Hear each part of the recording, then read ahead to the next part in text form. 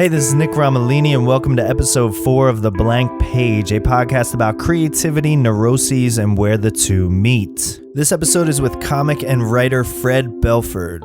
Fred started out as a stand-up comic in LA and has been working as a writer in the business for the last 20 years.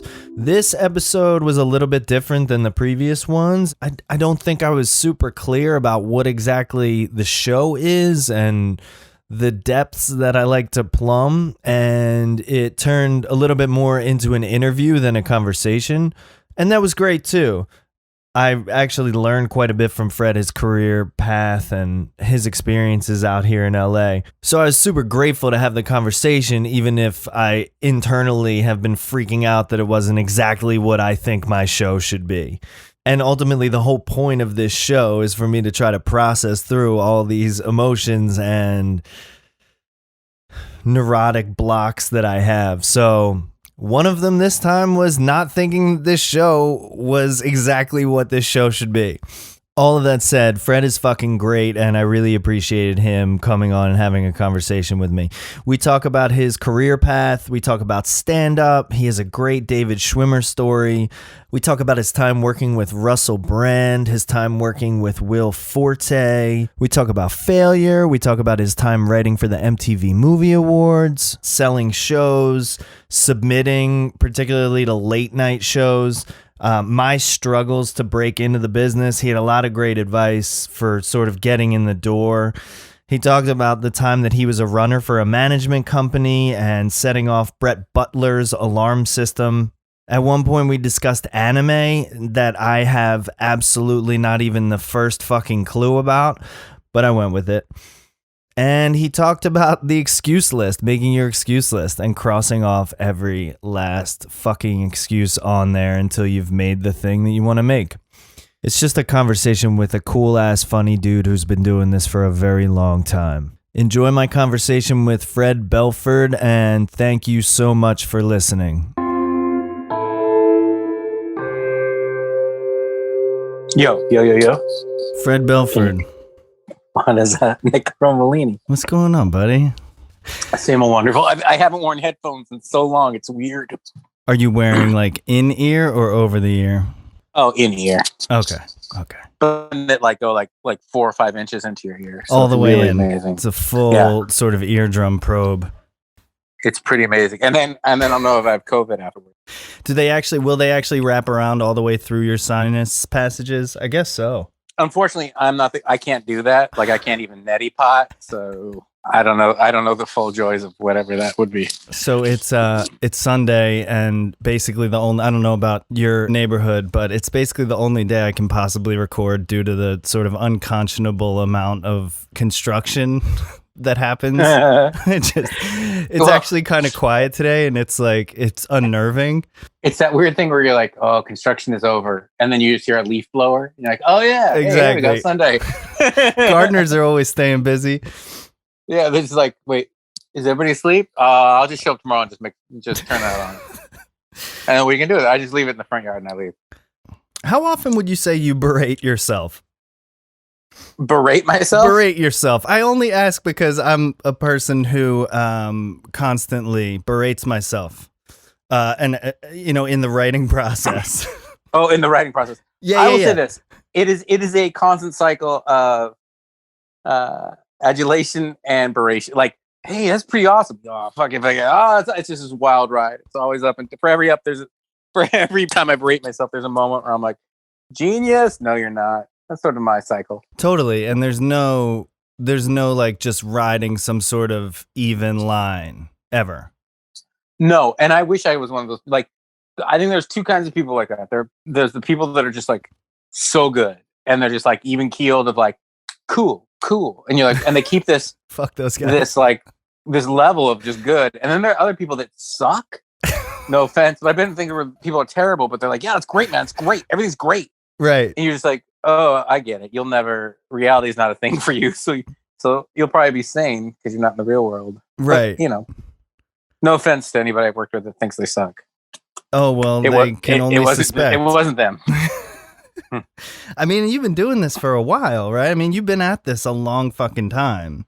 So to not have found, I mean, I guess that to not be successful by now. No. I was gonna say to not have found that like even level of like sort of, you know, not constantly vacillating between self-hatred and like self-adulation, you know?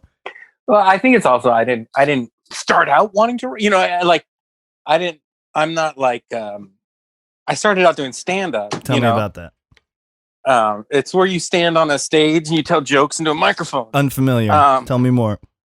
You've heard Dan Cook, right? Oh, yeah. Yeah, it's just him. Oh, got it. Okay, perfect. Thank you. And then they so you got to be funny to do it, obviously.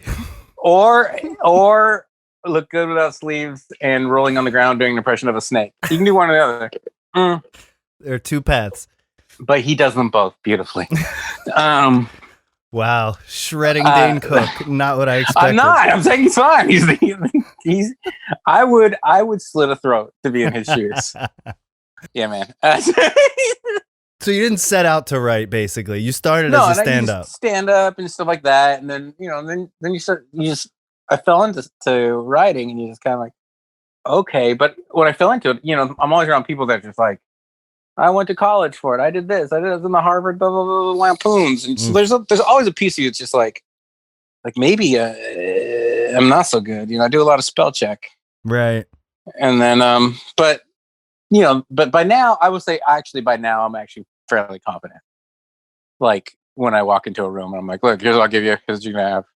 That's how good it's going to be. Right. Because at this point, you know what you're bringing to the table, basically. Yeah. And I think it's just like, I used to just be like if someone gave a note, I was just like, I'd be like, they're fucking wrong. How dare you? Right. But then, then you go through the phase of it's like, oh, they hate it. And then now it's just like, no, I'm just like, hey, it's just business. That's kind of what it is, I guess. Right. Yeah. I mean, I guess it just takes repetitions to get to that place. Of like, oh, I got notes. It's not because I'm a piece of shit and I can't do anything. This is just how this business works. Yeah. And it's just a thing of like, you never know what someone's going to like. I think that there's two things that everybody thinks they can do. Well, three things everybody thinks they can do. Edit. Like when you're editing, everyone's like, oh, let's do this. Like they talk like, now just twirl it around and turn it up, like, hey, there's a process. I have to cut this down. I have to do that, but it's just like, you want me to do it? Like, I love being an editor when a producer goes, you just want me to do it? Like, whoa. Right. Yeah, I do. Yeah, please jump ahead. Jump right in. Here, I'll actually just hand the keyboard and the mouse over to you and you take over. Yeah. Christ, as an editor, this hits home. Yeah, no, and there's two things. Then the other two things are writing. Everyone in this town is a frustrated writer because they all think it's super easy. Do they do it? Do you know what I mean?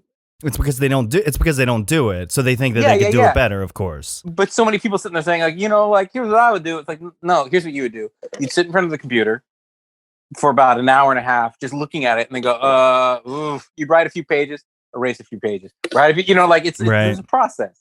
So when they treat it as a sort of like, and so many people like, I've had so many producers like go, here's a script, take a look at it. And you're like, okay, see, I'm going to tell you right now, it's showing you why it's not easy. Right. Like, and the other thing people always think they can do is animation voices. Like whenever I work in animation, everybody suddenly is like, I do voices. Everyone turns into Robin Williams from Mrs. Doubtfire. Yeah, it's like so much. Like, hey, you talk to yourself in your car. That's different.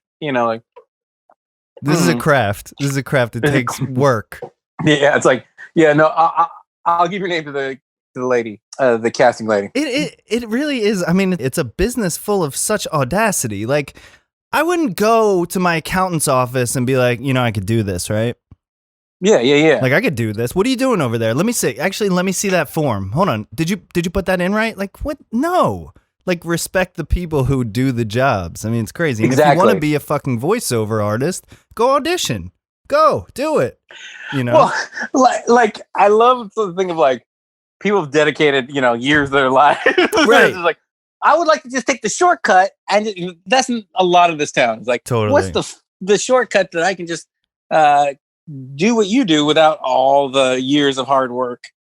Right. But for some reason, it's the opposite for directors. I feel like that is 90% attitude. Like, yeah, I'm a director. Like I've seen people just go, like just become directors by saying they are. Right. And it's also the one where nobody, like, you don't sit there and go like, well, here's what I would do if I was a director. Everyone's just sort of like, okay, well, that's the director. It's like, okay. Right. Whoever their PR person was, they amazing. Right. Great job. So you started in stand-up. I mean, you go back like early 2000s, right?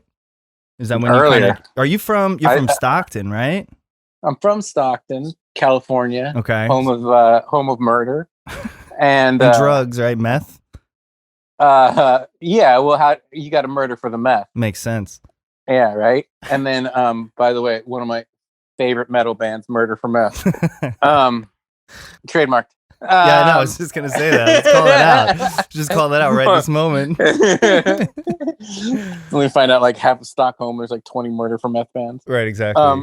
We are murder for meth. So then and then I did stand up in college is when I went to San Francisco. Okay. In the 90s. It's the only reason I went to college was because I wanted to get to San Francisco. Okay. So it was like, get me the fuck out of Stockton and I'll get to San Fran. And then when you got there, you were like, people tell me I'm funny. I'm going to get on stage and tell some jokes. Well, what drove you there? I mean, nobody's going to care. If you're still listening to this, why? You can tune out. Yeah, just skip to all the tips. Just skip to all the secret codes, like the Contra code. We're like, who's this doofus talking? Why are we listening to a guy who rents? He rents. That's this guy. It's the whole point. It's for all the other people who rent. Here, you could rent maybe a little better. Okay, here we go. Here's the trick. You don't have to pay to the fifth. In high school, I went from Stockton. Like I lived everywhere in California, and then Central California, and then more Central California, and then the last few years of high school, I ended up in Orange County. But it was weird. I came from Stockton, which was very urban, to like city. And then to like a kind of those like Salinas areas in North Monterey County. Right. Castroville, home of the giant artichoke. And it's not a joke. Shout out to the artichoke. Giant artichoke. I mean, I love artichokes. I just wish I was better at preparing them. Oh, no, they grow like weeds there. And I'm not kidding you. Like I had a bunch in my backyard, like artichoke plants. And we're like, what's this? Throw them into the green bin. Right? They do flower beautifully. I mean, that purple flower is unlike anything I've seen. It's all right. You know, we call them weeds when we're in Castroville. Right. Because there's too many of them. But they, and then I go to this by Dana Point, which is like super rich, super wealthy people. Well, I was there for a little bit and then someone was like, hey, we're going to go surfing for lunch. Do you want to go? I'm like, sir, what John Hughes movie did I walk into that you could surf for lunch? Amazing. And somewhere around there is when I was like, I'm either going to go into politics or I'm going to go into comedy. And depending on what universities reject me, right? Politics rejected me, and SM State was like, "Yeah, we take everybody. Come on in." So I was like, "All right, perfect." So you started telling jokes. You were in San Fran for a while, then you came down to LA. Did some stuff down here for a while. It was fun.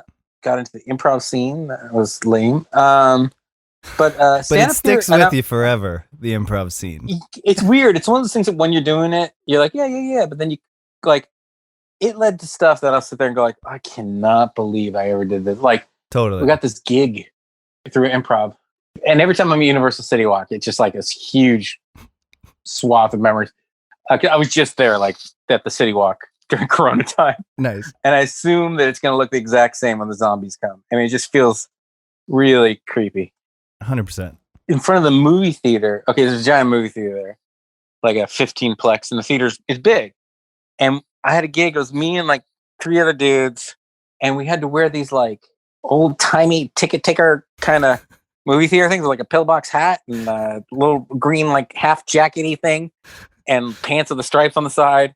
And it was in black and white. I wish. And then we have to go in front of a movie theater, unannounced, and just start doing improv for people. Like, hey, we're the thing we call like ticket takers. Well, ticket takers. Wow. And we just do improv in front of like, like, it's like, hey, before the Avengers, fuck you. Hey, you in the back. Well, keep it clean. I need an emotion. Eat a dick. All right. Petulant. Here we go. And it's just like, it was like the worst thing. Right. And like, It should be called. It would be better. Okay, we're gonna stand here. If anyone wants to throw, yeah, that's right. Kid, throw those M&Ms at us. That's smart. That's what we're here for. You fucking fuck. So like, it was like that was improv. But and improv and stand up though both kind of.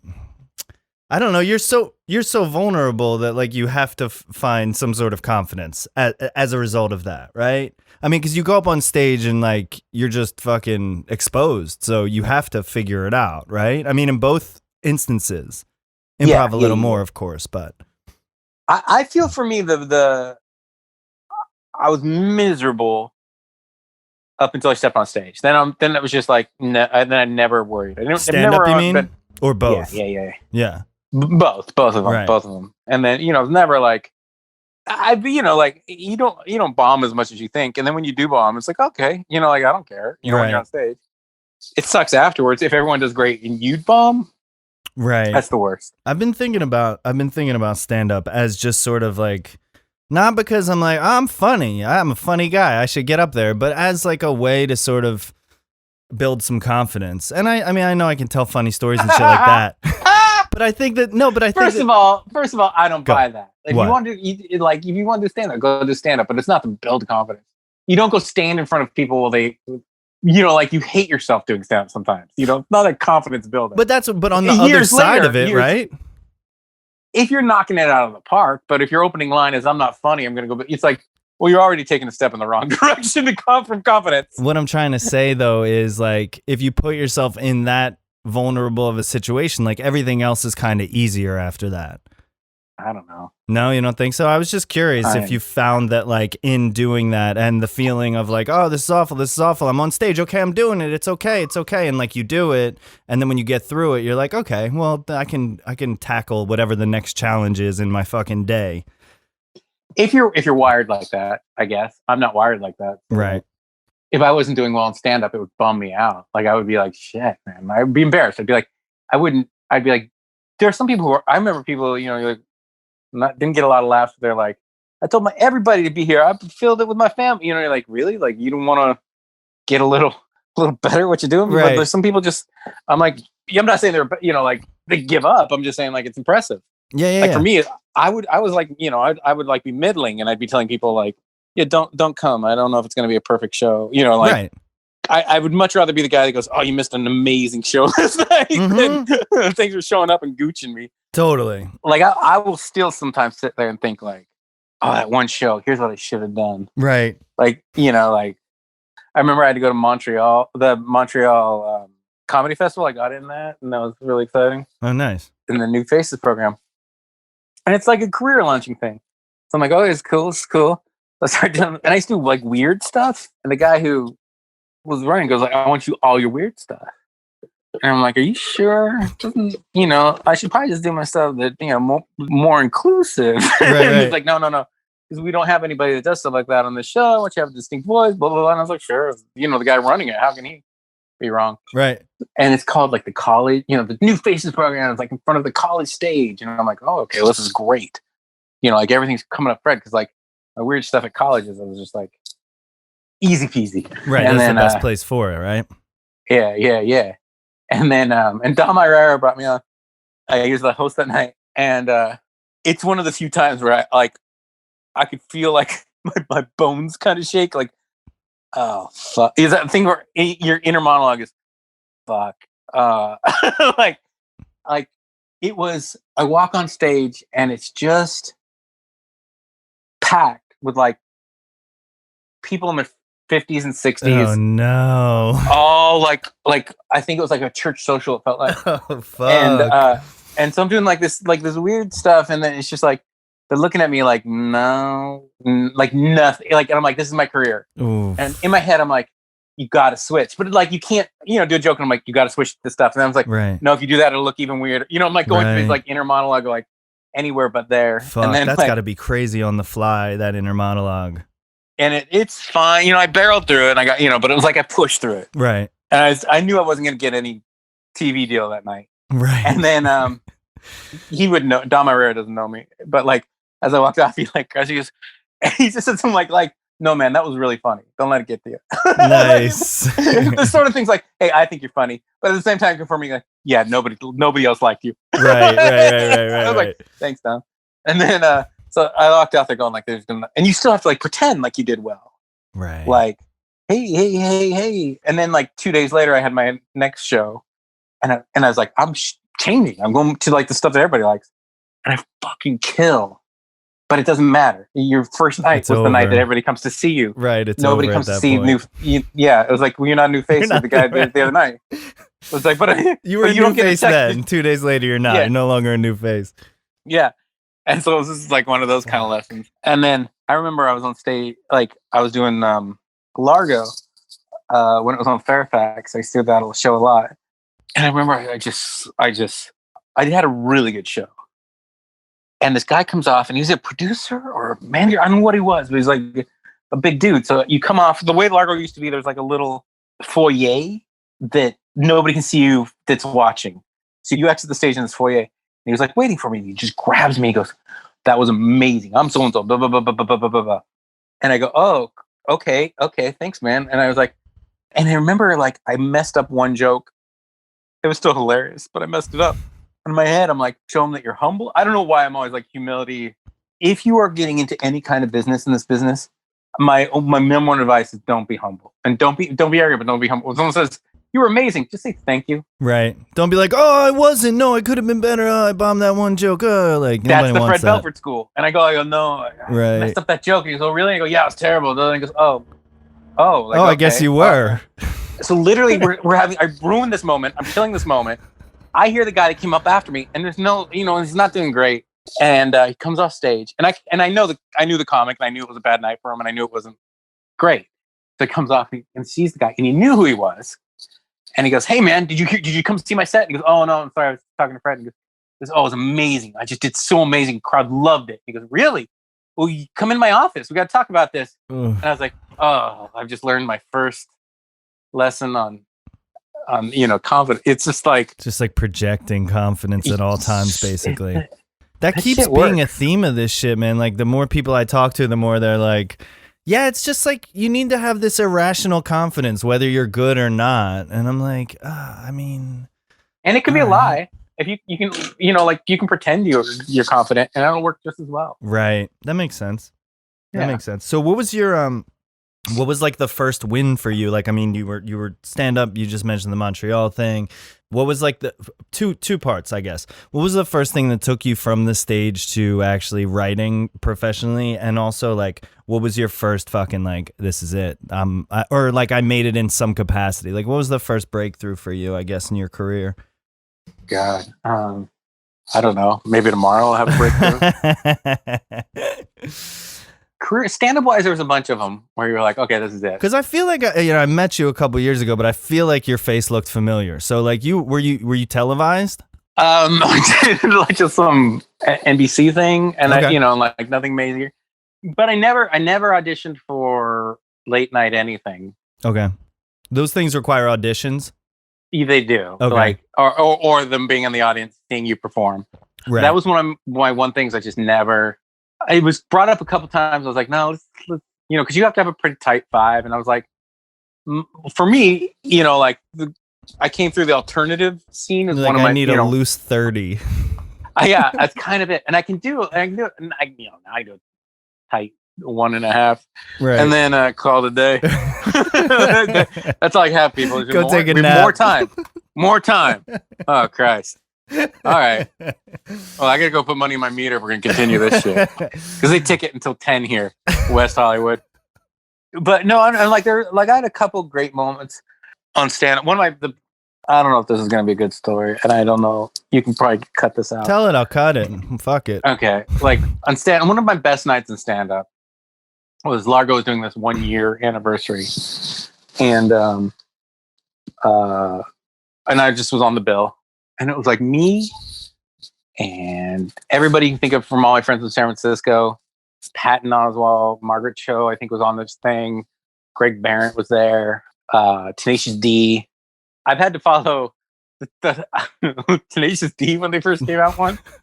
Like, in this like little bar. And I was like, Fred, you can go about this little band. Like, oh, okay, no worries. And I was cocky. Like, I'm, like at this point, I'll admit I was a little unstand up. Like, there was a moment in my life when I was like, I was confident. I was, like, oh, don't worry, I'll get them. Right. Like, oh, unreal, fucking, I don't care. I can follow anybody. I got this. Yeah, I'm not worried about bullshit. And he's like, and I just spent my entire 5 minutes going, are you fucking kidding? I'm not following this band. They're amazing. Like, just praising them, going like, you guys are amazing. I've never seen you before. You're incredible. Like, I have no business even trying to tell a joke right now. All I can do is maybe.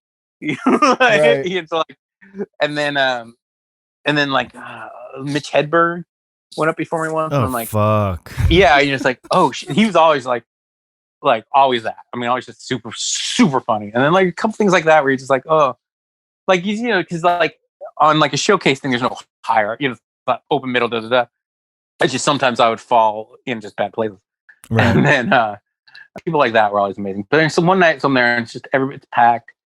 And it's packed to the point where you can't get like people are I hadn't seen that packed before. People are like clinging to the back wall. It's like filled because Tenacious D had just blown up and they were going to close the show. Like they became like I think it took about a week before they became like the hot. Like it was like so this was like before I'd gotten all my like I did a bunch of like TV warm-up gigs and stuff like that. Okay. And I'd written for a cartoon or two at this point, but nothing like, and I do gigs, but they pay like 500 here, 500 there. Sure. And at that point it felt like, 100,000. And then, but I had a day job and I worked at Coffee Bean and Tea Leaf on Sunset Boulevard. Nice. What's crazy about it. Okay. So this is the 90s and they had, this is before Starbucks had their, whatever their frozen drink is called, the Frappuccino. Sure. And if I hope they're a sponsor because we just made them a lot of money. So like, so before the Frappuccino was the thing called the Ice Blended, and when this came out, it was like they split the fucking atom. Like who likes radium? And it was like. So so Coffee Bean and Tea Leaf was actually the originator of the Frappuccino is what you're getting at. Wow. At least in LA. Just rewriting history here for everybody. Just setting the fucking record straight. Know your frozen coffee shit, you still work for Coffee Bean and Tea Leaf. Still catching residuals. Yeah, exactly. I'm the 3 left in the mall. This one's actually closed down now. But it used to be right there by Chin Chin, and I think it's called the Beverly Sunset Junction or something like that. So, where Sunset Beach starts to become Beverly Hills thing. Right. Rich people come through there. Right. So every morning, it was a combination of Russian mafia, celebrities, rich people, and porn stars. I mean, it was just constant. You're like, hello, John Ritter. Hello, Russian mafia. Awesome. It was insane. I mean, in hindsight, I was like, I loved it. Right. I remember Cindy Crawford came in. You got to take their names, and I'm like, Jesus. Name, and she just like laughed. She goes, Cindy. And I'm like, yeah, okay, arrogant, number one. Right. But she was, but like, I never had a problem with a celebrity. Right. John Ritter was exactly who you think he is, the nicest, like coolest guy. Mm-hmm. And like everyone, like so many people come in, but there was one celebrity I had a problem with. So this is the story, and I hope he's not listening because nobody's listening. Yeah, exactly. I hope he's not listening. Hey, Fred, why waste all that hope when you can just shut the fuck up and tell a story? Because he's not listening. But David Schwimmer. Okay. Wow. He was a really kind of a cocky asshole at the time. Now they had just gotten like their $1 million, like you're $1 million an episode guy. $1 billion, right? Yeah. It was this crazy thing, and he was like, and like, but he'd still come in with this sad face, like, ugh. And not only that, he'd come in like at the busiest time in the morning, like there was when we would have lines out the door, kind of shit, right. And it's like, you can send an assistant; it doesn't have to be you. You don't have to do this, Dave. Yeah, and he would stand in line like and try to like hide his face. I'm like, don't come at this time, then right. Like you're like, and nobody cares. You're standing next to like John Ritter. Who gives a fuck? Nobody cares. Right. And then and it was, I'm not kidding you. No, I never saw someone go like, oh, you're that guy. It was just a thing of like, okay, I'm like, hey, do you know Chandler? It was like, maybe it was probably what anyone said to him. Right. And so then and he's great. I no beef with him now. I don't care.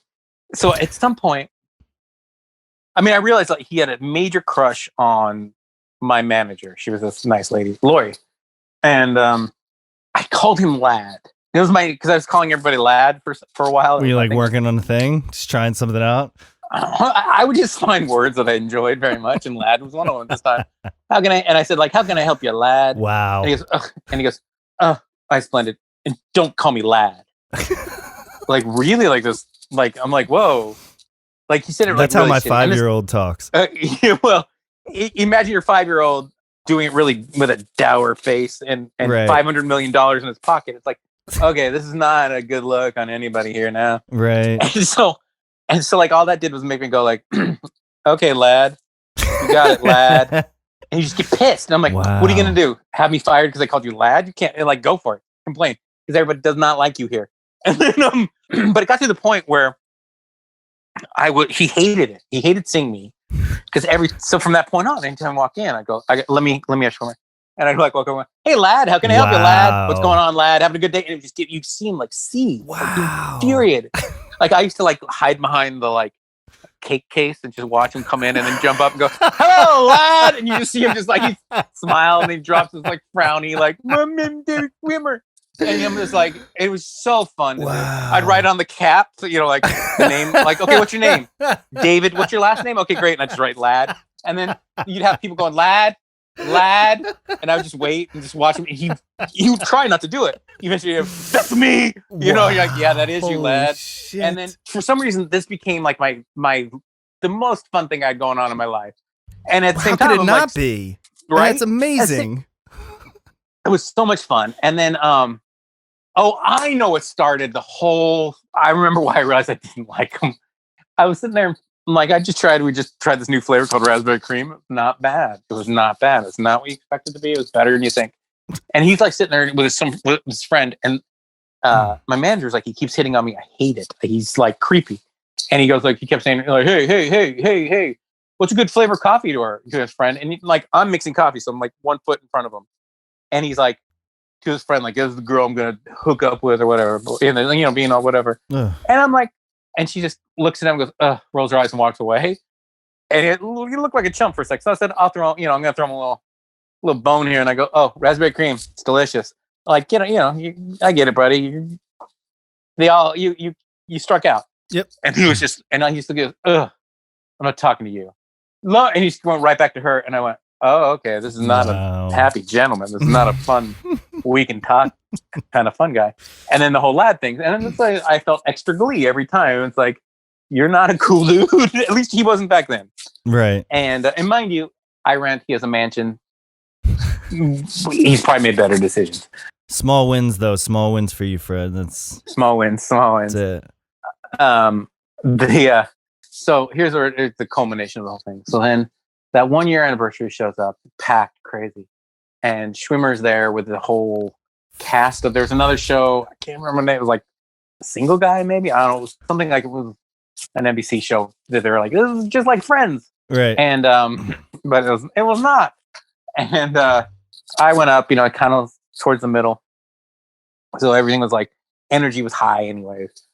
And before all this, every week I would do reports. Like people would go like, I would do my bits and then I'd do a report on how I ladded David Schwimmer that week. And it would always got to the point where people loved hearing it and became like a fun thing to do for like a month or two. Report from the front lines of having a day job, basically, like just being a human being. Got it. But he was universally like, he's got that face of like, I don't like anything and I've got $1 billion. Right. So everybody kind of already sort of had a preconceived notion that they didn't like him, and it was easy for me. Right. And, I'm like, I'm fighting for you. Fuck Schwimmer. The injustice of it all. And then also at the same time, my career just starts to kind of heat up. Okay. And there's this guy from CBS who's like, hey, we're going to pull you in for some development. And I got to like hang out with him. Okay. And he started dating somebody I knew. So I heard all the inside of like, yeah, they like you. Things are good. It's CBS. And I'm like, oh, I love that. That's on big time TV. Right. So then I show up to this thing and he's there, the CBS guy. And anyone who knew me, there was like a little bit of a whisper of like, Schwimmer's in the house. Does Fred know? Kind of a thing. Got it. And it's like, yeah, of course I know. And then when Lord Schwimmer walks in, Lad Schwimmer, Laddie Magoo, the guy and I'm like, I wasn't going to do anything about it. Just I was like, I'm going to do my bit. It's a big night. I don't want to fuck it up. Right. The guy from CBS grabs me. He goes, are you going to do your Schwimmer stuff? I go, no, I was thinking about just letting it go. He goes, do you want to show on CBS or not? I was like, okay. I think he just, for him personally, he was like, this will be fun. And of course, Fred Belford making the wisest decisions he can make. And so, like, I come out and I did a couple jokes, and then I turned to him and I was like, hey, so I work at this place, and I start telling the story, and he goes, he's right here. You're right here.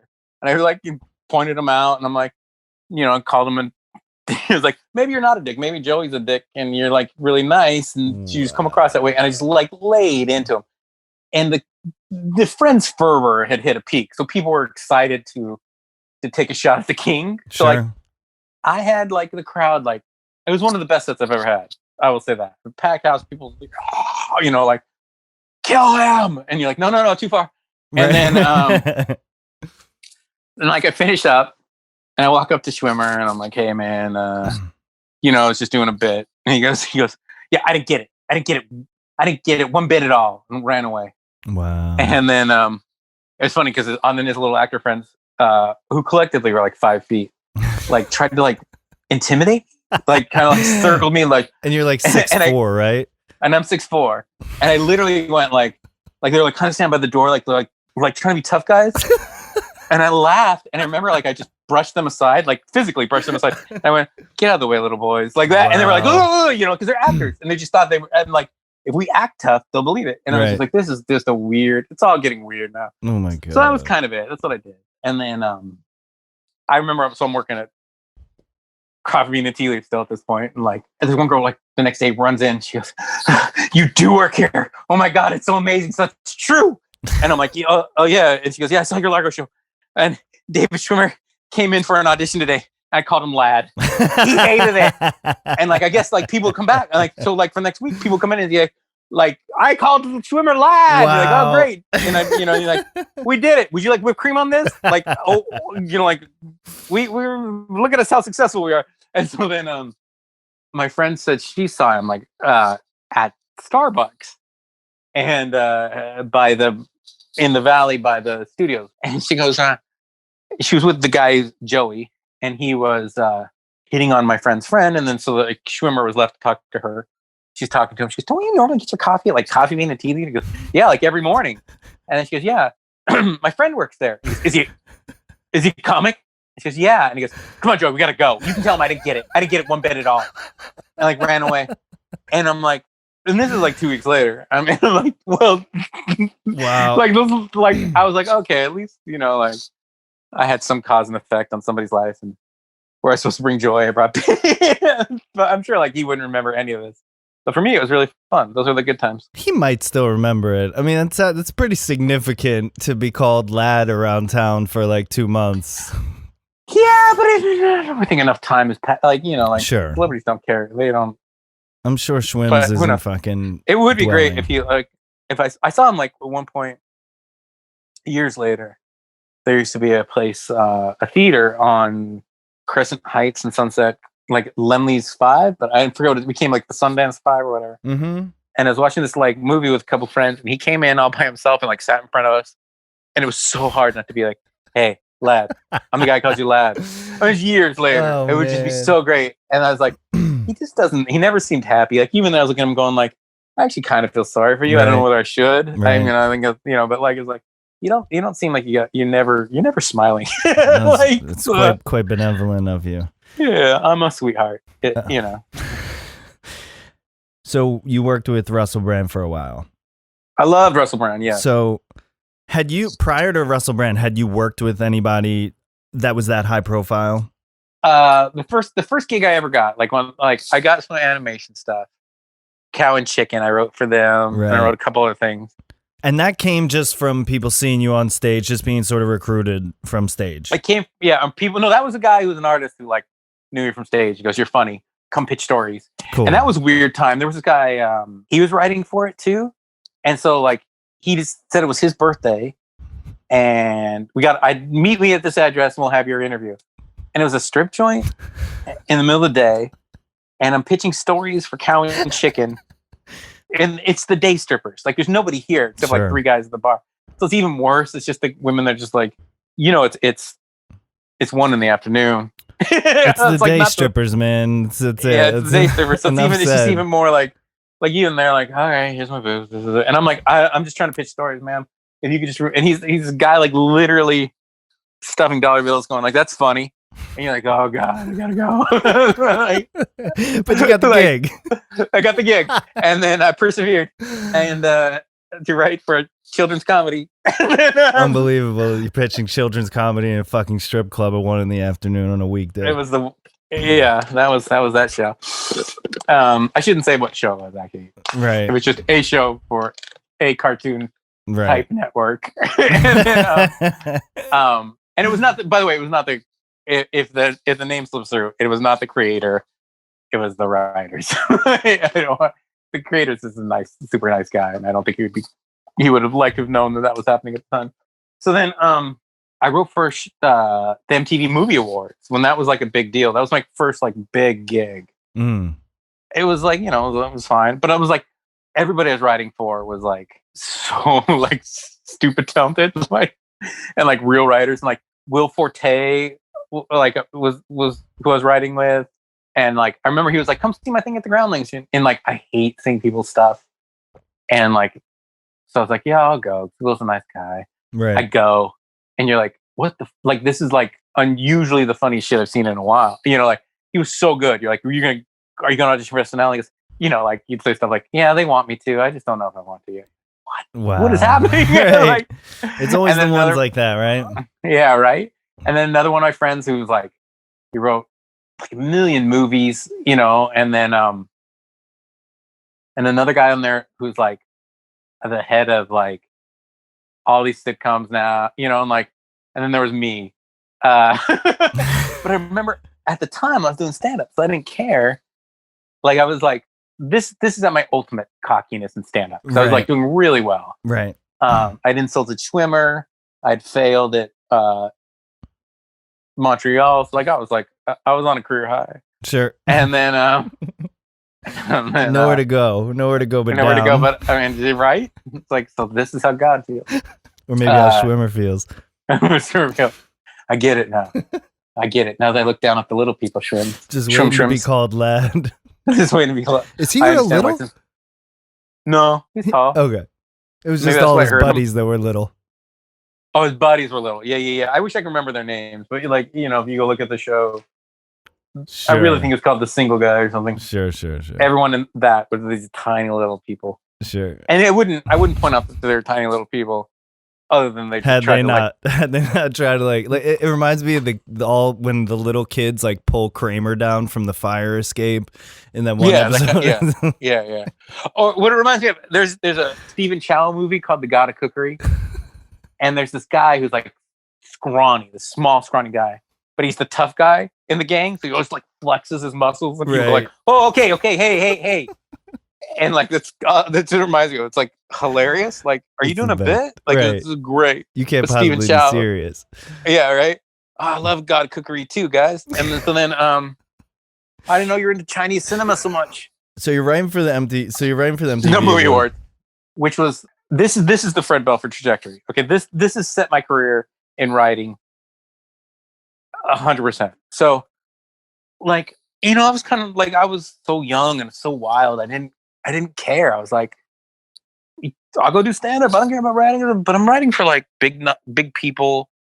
On like at the time, I remember Jimmy Fallon did something for us because they did a Neo thing. Mm-hmm. And I'm like, I wasn't a dick to him, but I kept talking about stand up, and he finally just turns to me and goes, "I don't know, man. I just did impressions to get SNL. Like that's kind of like, oh, okay, sorry." And like everybody, I would just like kind of like, I don't know, man. I got along great with my writers, but I just feel like I just was like, you're just like needling motherfuckers. I don't know what it was. I was just a rebel. Sure. And you either like me as the rebel, or you're like, oh, this guy's freaking up shit. But the guy who ran it at the time was this guy who was like, at the time was super powerful, like this, and then, but didn't super neurotic and weird, but like lovable. It's weird, like you love him at the same time. He's like, I don't know. And I remember like you'd do something, you'd write something funny, and you have to turn to everybody and go, "Is this funny? Is this funny?" And you have to have confirmation. And I remember like I'd written a few things that were like, this is amazing. And I wrote something with Will, and they're like, this is great. It was a parody of I See Dead People, whatever that movie is. And I remember it was like where they're going to make it a short film, but then like the people of the I See Dead People, M. Night Shyamalan was like, no, I don't want it. He didn't approve it because it kind of revealed the ending. So they're like, oh, okay. And then we were like, I kept getting close to, and the big deal was you want to get a short film made for the movie awards. Like that's the for the movie award. Got it. Okay. Yeah, but I don't think of it as like a crown jewel. So I pitched like this Lifetime Achievement Award. They given it to Chewbacca the year before, and Chewbacca had done 3 films at the time. Right. And so I pitched. It was before. It was right. I was a huge Mr. T fan, and I'm like, he's gonna blow up. And like, literally, I think Conan had done a bit with him, and I go, he's comedically funny. He's great. And I go, we do a Lifetime Achievement Award for him. He's done like 4 movies. And one more better than Chewbacca. Right. And they're like, I don't know. But the whole point is like, just getting Mr. T on stage, the crowd will lose it. And they're like, I don't know. But, and the other writers are like, he's right. It'll be amazing. So I was like, okay, go for it. So I put together this giant package and like stuff for them. Like, but I never like produced anything. So I didn't know. So then I make it and I just go like, okay. I show it and I go, oh, that's great. I didn't know like to go like, so can we follow up on this? Should I go get the people on this? Do I tell casting? And so like a week before the show, I'm like, so we're not going to do that at all. Goes, well, why didn't you get Mr. T then? Like, you're like, what? Like, right. I don't know how to do this. I don't know what the hell. And then, so I had so many like weird failures that like half successes. Instead of looking at it as like, your first time out, you're fairly successful and you met a lot of nice people. I looked at it as fuck this, I'm never gonna write again. I think was what I said. Right. And I was in such a shitty space about it. And that like the night of, he puts his hand out in front of all the writers, like I was late and they're all saying there to shake my hand, and I slapped his hand out of the way and go, like, get out of here with this. I'm like, like is talk about dour. Like, oh my god, the vice president goes, great show, and I go, the fuck it was, fuck you. Like, wow. Because I was just like, I'm burning this place down. Like, like I'm never writing again. Right. I'm gonna just like I didn't have a perfect experience. Everybody must suffer. Right. And I spent the next few years like, it's like I'll never need these guys again. I think he still hired me for the next year too. But it was like I went from like A-list to like G-list real quick. And I was like, well, I'm not gonna need that guy again. It's like, oh, he's doing all these great shows. Oh, hey, how's it going? Hey, remember? No. Hey, I said the show was great. That was 6 months ago, dude. And so, yeah, so that was sort of a career humbling, and I'm starting over. And then I started selling shows, and that was like same thing. Like you just kind of like I didn't know what to do. Like, and now I know what to do. But you have to like the first 2, I was just sitting there going like, okay, what do we do now? Right. Like, I mean, did you have an agent at that point? Like, were you in the door at places because of your, trajectory thus far? Or to that point? Yes. No, I've always had like, God, this is the most boring interview in the world. How long it took? Like 6 hours? This is quite a long time. Yeah, I feel like I'm bumming people out. It's no, like, you're not bumming people out. I think I'm just curious. I'm personally curious about how you sort of, how do you even get to pitch? Like, was that as a result of the connections so you're found on stage, then you're a writer, and now you know people, and now you're like, okay, well now I'm gonna pitch fucking MTV Movie Awards, like kind of all that, like MTV Movie Awards used to be like. I don't know if I had an agent back then. I know when I first got here, I didn't have I didn't have anybody. So I get here, and I got a job for this manager company, Martin Management. The Martins, they were this Australians, and literally it was like I was their runner. So it was like they had all these giant. Well, they had Colin Quinn, they had. Brett Butler was their biggest client. They had Jeff Dunham. They had like, it just like, and they had like Dana Gould, who was like one of my, San Francisco is like one of those like amazing comics. And then, Louis C.K. and young Louis C.K., who was like at that time like just making short films. He was stand up. I remember I'd seen him do stand up in New York at the time a lot, and he was great. But you can tell like he just wants to be like an auteur. Right. And there's things like, hey man, can you take these chocolate candies that are shaped like Jeff Dunham's puppet Peanut and bring that to his house? I was like, what? They just brought it to us. Some chocolate maker sent it. You're like, all right, here Jeff Dunham, here's chocolate shaped like your puppet. Like, and then like, and I remember Brett Butler like loved me for some reason at the time, and she was like, Fred, will you watch my cat over the weekend? And like, I was like, yeah, okay. And like, I remember that she was like, under no circumstances can anyone else be in my house except for you. You got it, Brett. So immediately I'm like, you want to come to Brett Butler's house? Let's go to Brett Butler's house. It's gonna be amazing. So we go there, and like, she had this giant cat that was like a 40-pound cat at the time or whatever. And like, it was great. We're like, first starts out, like the refrigerator, woo, blah, blah. Right. And then there's like a little bed vibrator, remote control to make the bed move. And I thought, oh, I'll scare the cat out of there because it was under the bed. And I turn on, and the alarm goes off. Oh fuck! It was on the same frequency, and it's not like a beep boop beep boop. It was like, it like changes pitches so your equilibrium gets messed up. I'm like, we're sitting there. I'm like, what did you touch? And screaming at my friend like, it's the worst. Okay, fine. Like he's like, I'm fucking.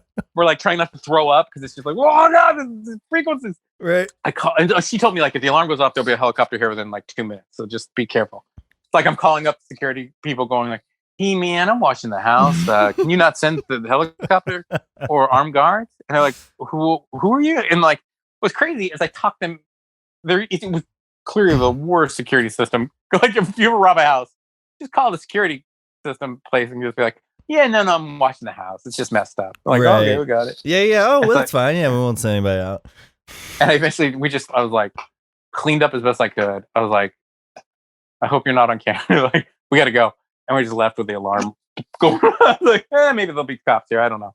And it was just like a crazy time. And then they'd see me do stand up, and they're like, we want to be your manager. So suddenly all these people had brought all these things to. I'm like, got it. I'm now one of you. Right. And that helped. They were really good. And then it was just weird. I think it was just weird too, because it's like, now what do I do? I'm the lowest man on the totem pole. As opposed to like, I didn't know what to do, and I knew these people as their runners, so it was an odd relationship. Sure, yeah. You're already kind of working at a disadvantage because you come from me. Yeah, yeah, right. I mean, they didn't care. They, like, this is sure, Hollywood. But you feel that way. Yeah, right. And then I got, I was at another place, but in between the two, I didn't have anybody, and so I think through stand up, someone says, "Oh, you should submit," and one of the guys I wrote with on the thing said like he read my packet and just brought it to the main producer and was like, read this guy's packet. It's hilarious. And that's how I got it. Got it. And then you never know, like submit. People like hate to do it, but like, yeah, if it's an open submission, do it. You never know. To what? What do you submit to? Well, competitions. Like I've heard this from somebody else. Like submit to fucking, write a good screenplay and submit it. But like, what are you talking about? No. Submit I mean, what? Okay. Well, there's several. I mean, so for like late night, they have submissions, open submission packets. A lot of them do. Generally, it helps if you have somebody. If you don't have somebody, it just helps to know when it's happening. You know what I mean? Like, and in that case, you just got to keep your ears open, meet people, ask around. And the one thing I didn't do that I would, this is like real advice, is like, there are people who like, I'm like, oh, what are you going to do? Like, I'm going to write for late night with David Letterman. Like, oh, okay, good luck. But then they spend years doing, right. And then they get it. Having like, that this like is what singular goal in mind from the very beginning, basically. Yeah. Right. If you're like, I'm going to write a script and get it made no matter what. Like, like people who can do that, like usually get work. Or like there's this girl I knew, she was like an actress, but she was like, at 110% constantly, like, here's my weekly report to everybody and blah, blah. And like, we're dedicated it, called it like a craft. And you're like, I guess. And then she became a writer, and she changed that attitude, switched that over to writing. Right. And it paid off. Like, hey, I just got into the Small Town Ohio Film Festival, and you're like, oh, whatever. But it starts to add up, and people start to pay attention. And then she became like a writer for like HBO, and like now she's writing on big shows. And amazing. Like, and it's that kind of dedication, and to giving a crap. Yeah. Which I do not have. Right. And which is all based on just the like. I think because I expected it all to be easy peasy because of stand up, Right. And now I'm actually like kind of taking that advice. Yeah. I don't know. I'm like, I've been out here, I don't know, 8 years or whatever. And like now I'm like trying to claw into sort of the narrative side of the business in any fucking way that I can. I mean, I've directed a short, I've written some things. I've done some acting classes and shit. But like the act, as you know, I was like trying hard for the acting thing, as You hard weren't as trying you that can. hard. Yeah, You that's what had I was gonna say. resumes. As hard as you can with a kid and like being a full-time editor. Like I totally would have left my editing gig to go audition, but like it just seems like one of those things that's really out of your control. And when you have like a life around you with like a spouse and children, it's like, this is not the fucking way to break into this business. And I love acting. Like I absolutely would. I hope to do that at some point, but it's like, I can write in my house, at 11 o'clock when everybody goes to sleep, but I can't be out at auditions at 11 o'clock when everybody goes to sleep. You know what I'm saying? Yeah. But like, yeah. I mean, the best thing you can do at that point is like a groundlings class or whatever, but you're still going to be away from your. It's a different thing to sit there and like, hey, honey, I got to go to my improv class tonight. I'll be home around 2. Totally. Like it's a weird, good luck with the kids, Exactly. It's a different thing when you have kids. Yeah. I mean, it's and that really was your changed mistake. the game. That's where you messed up. No, it really was though, because like I literally like just threw away my 20s and could have been spending that time actually like working fucking towards something instead of like now trying to. I hope that you tell that to your son all the time. Like I could have been somebody, but you ruined it. I look forward to that day. I'm sure he looks forward to that day too. I mean, no, my whole thing now though is that I'll tell you why we don't have a pool. My whole thing is that now I'm going to do this in spite of this decision that I made and I want to blame others for. I actually don't want to. I own my shit. Like this is where I am and it's fine. But like, I guess I don't even know sort of where I was going, but I guess as somebody, I'm like so on the, I work as an editor. I do fucking like, well, you know what I do. And I'm so far on the fringes of things, but I do see sort of the only real path towards something with all the constraints that I have now is to fucking just write a script and submit it and have a couple different scripts that are representative of like my abilities. I don't know, man. Well, there's again, if writing is your like, I might as well do it. Like you should have a passion to some extent. I certainly do. I mean, I certainly do. I hope it didn't come across in another way. No, I just want people listening to know, that you're not full of malaise. Thanks. I hope I've established that already. Oh, I've just been playing a lot of every week, and it's just not going my way. If I was you, and thank God I'm not. No, like. Thanks. If I was you, like you have to write your excuses down on a list and just like cross them off one by one, because like it's a thing where like if you have to start with no real foot in the door, then you have. I know you. Congratulations. And then, well, here's the one thing I've learned. Like, let's just say, like I'm in development at a big company right now for writing, and I have another thing that's going out to a big production thing, and like any one of these could catch fire. Right. Young Fred would be like, Nick, kick down the door and I'll get you in there no matter what. And I would, and it would, and I'd spend a lot of my goodwill and energy doing that, or whatever. That would not be a wise choice for young Fred. Old Fred says, yeah, I'll throw your name out once. Yep, totally. But no, the truth of the matter is like, no, like you could probably get a writer's assistant gig. And if you can get a writer's assistant gig, take the gig if you want to get into writing, because that's one of the best ins there is. Right. And if you're not going to do that, then like your script, you have to think of it as a job on top of your second job. Like, totally. Okay, I'm tired, but I'm still going to read my script. You got to go through and go like, this can be funnier. Yeah. This can be better. This can be. And to the point where you're like, I think I feel good. Right. And then you have to work twice as hard, because then you got to start something new, doing the same exact thing. Because the first thing anybody says to you, what else you got? But I love this. What else do you have? Like, and it's this weird game. I don't know, man. So like you gotta. So by the time when things hit, they all hit at once, and then you whatever. Something. Then A friend of mine got into a friend of a friend got into a big festival, and he got his short in there, and he started getting phone calls, and people were like, "What else you got?" And he was like, nothing really. And like that's death. Man. I mean, that's certain death, basically. Death. You just have to lie and say, make something up on the fucking fly. And just go, I'm working on something huge right now. Yeah, exactly. Like, because then they're gonna go, well, come on in and pitch it to me. Well, it's that projection of confidence, right? And then you buy yourself the time to actually come up with the thing in that time. Yeah, exactly. And it's like, even when they turn you down, they say like, I have an open door at a lot of places. Like, I can now call certain places and be like, I'm gonna come pitching something to you. Oh, that's awesome. And come on in. Right. And there are a lot of people who would like. A friend of mine said to me recently about a certain company that I'm part of. I don't want to say its name. That's all I need to do is gooch it.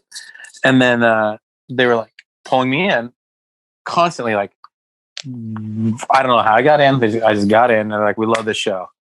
I pitched them something. They love it. We waited to like for months. We want to buy it. Fell apart at the end for certain reasons. Then they did it again. Second show I pitched them. Blah, blah, blah, blah, blah, blah. Falls apart at the end. So then they're like, come in and pitch again. And I'm like, pitch again? Like, what the fuck? like, you guys, I can't just keep knocking grand slam, like. Right. And so I told my friend, I'm like, fuck it. I'm just going to tell him to fuck off. And he's like, a young Fred popped out for a second. And he said it best. And he goes like, most companies, especially this company, they're not stringing you along. Like they have no problem saying no to people. It's what they mostly do. Right. The fact that they're saying yes, yes, yes, yes, those are great signs. And if a person with healthy confidence would see it that way. And so I was like, yeah. So and then I pitched them something. Then they threw me a small bone to write for them, and then they bought a show. Now it's in development for us. And then COVID happened, and we'll see what happens. But it's a matter of like, you got to be able to keep that pace of like, okay, yeah, totally. Okay, great, totally. And like you gotta. There were nights I was just sitting there till like 5 a.m. going like, what's my what is funny about this show? Like yeah. And for me, my biggest motivator is I get the meeting, and then I really work hard. Right. I don't work hard to get the meeting. So like, okay, the meeting in 2 days, I really gotta fucking focus and get these shows on the fleshed out. That makes sense. And then and if I was you, I would just like, I would take the road of the girl that I mentioned prior, and just really just like get a script that you're proud of and get it out there to everybody. Get another script that you're proud of, get it out there to everybody. So that if one catches, it means all the others are going to catch. Right. So yeah, I mean it's just a matter of working towards the product and sort of steeling myself to do that, And I mean, I've been writing a lot lately, and like I'm moving closer towards that, but it's hard not to get like 5 steps ahead of it and just be like, well, then what am I going to do? Where am I even going to fucking send it? And I got to write another one after it. And like, it's an insane trick that you need to pull in your mind to just fully believe in the thing that you're doing and be immersed in it.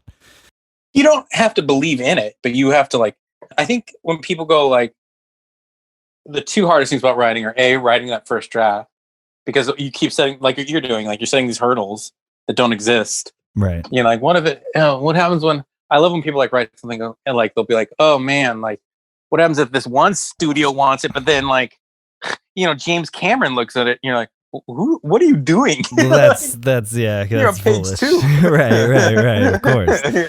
Yeah. And then, it's like after you write it, that's when, everybody says this, but it's true. Like that's when you actually work. You should have fun writing it the first time. Right. You're creating life. Sure. Like you're literally Dr. Frankenstein in the best possible way. Literally.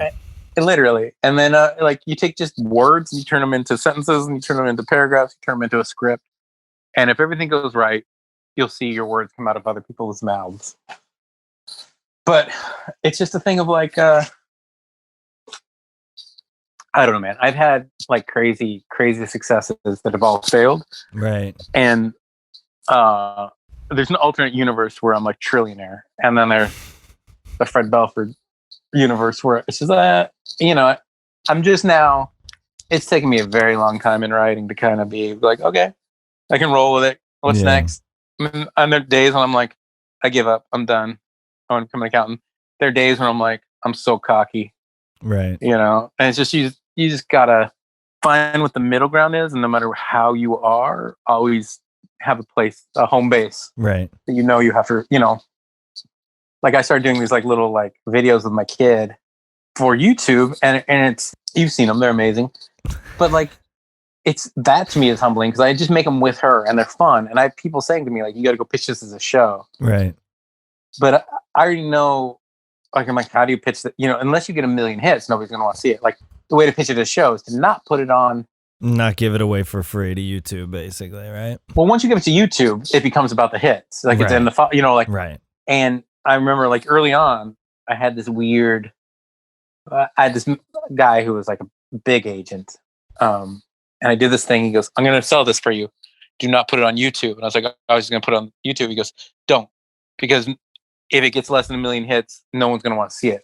But if it's an underground thing that I can pitch them that nobody's seen before, they'll love it. And like, I was like, oh crap. So I didn't. And I sold it at the time to HBO and like, or MTV, then HBO. And like, now that I put something actually on the web, you kind of fully see like, oh, I see. Like, you're not going to get. Like when I worked for Russell Brand, I did something, and it was like it was this like little show thing, it's a little comedy bit, and he loved it. I showed it to him, he loved it, and I said, "Would you tweet about it?" And he goes, "Yeah, totally." So he retweeted and watched this thing my boy Fred did, and I'm like, "Oh right, welcome to billion." Here we go, billions. Yeah. And I think it got like 5,000, 6,000 hits after that. Wow. And I'm like, huh, okay, because it's not him. You know what I mean? It wasn't like. If it was starring him or if it was him. All his followers were like, fuck's your boy Fred? I don't give a fuck. What the fuck? We've never heard this guy before.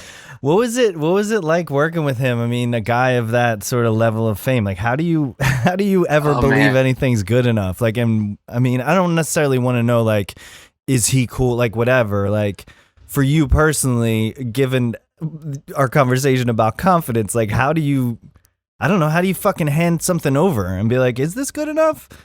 Well, there's a team that works on stuff that by the time I don't just walk up and here's this. Sure. But I mean, with him, like, look, I when I write for shows like that, and I write for like an award show or whatever, I'm like crazy confident.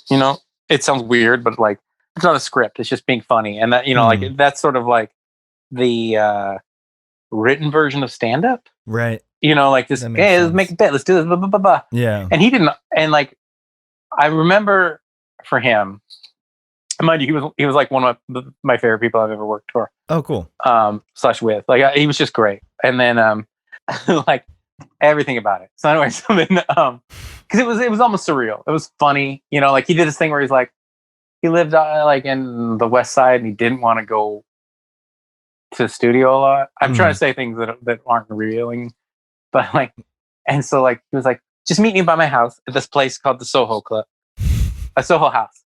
And we're like, so the writers, we'd have to go do our pitch meetings at the Soho House, and like, you're literally like trying to pitch jokes to him. He's like, hold on, there's P Diddy, I'll be right back. He's like every celebrity, you're like, hey, here's Harry Styles. Like it's like, okay, now in this scene, okay, well wait.